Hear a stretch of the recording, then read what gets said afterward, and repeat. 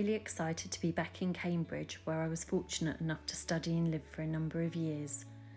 One of the best views of Cambridge is from the Backs, where some of the city's most beautiful colleges back onto the River Cam.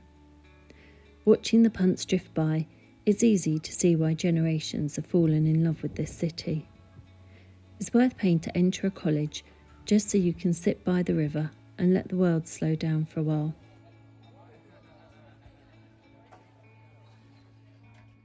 If you only enter one college, make it St John's. It's home to the world-famous Bridge of Sighs. Once you're inside, the intricate stonework and views over the river might make you omit one of the sighs said to give the bridge its name. King's College is arguably the most famous college, thanks to its stunning chapel.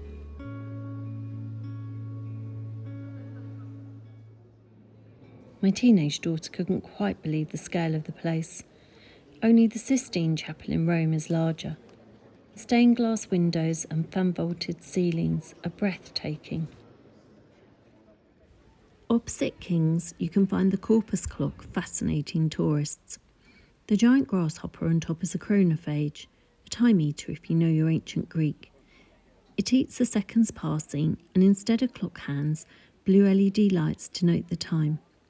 But don't set your watch by it. Sometimes it runs fast, sometimes slow, to show how our perception of time changes. Every minute it snaps its mouth shut, devouring time, and instead of tolling the hour, it makes the sound of a nail going into a coffin to show just how limited our time is. It's wonderfully eccentric and just a little bit unnerving. A more cheerful Cambridge institution just around the corner is Jack's Gelato. It serves fabulous ice creams. Oh my god, that is so good. That's the salted treacle, it's really nice. That is the Cambridge elderflower sorbet. It's so refreshing, it's amazing.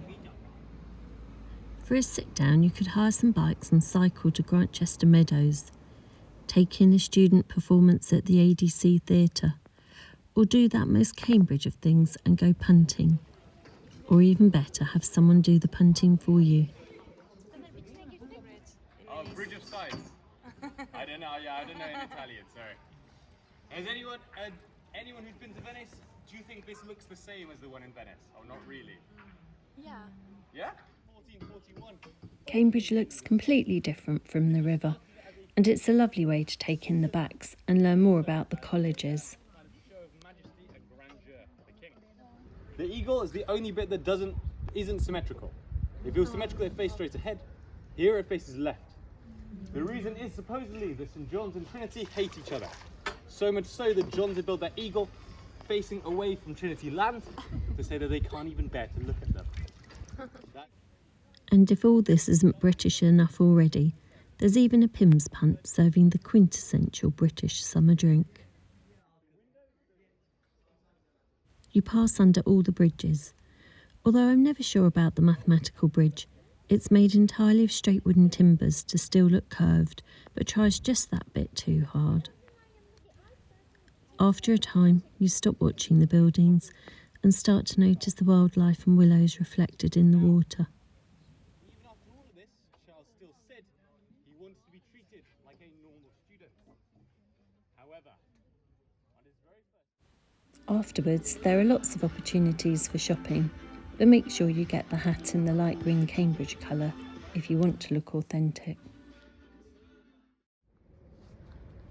As we visited during the summer holidays, we were fortunate enough to stay in a Cambridge college.